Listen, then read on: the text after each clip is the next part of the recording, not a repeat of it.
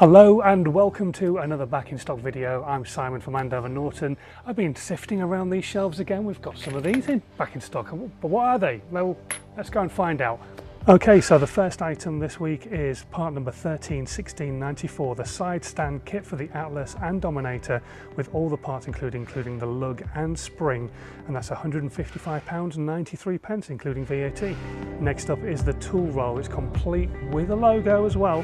It's part number 067268 and that is £131.94 including VAT. Part 991201, the indicator relay Lucas 12 volt kit, is £11.93 including VAT, and part number 065051, the gasket cylinder head for the 850 eyelet, is £15.48 including VAT.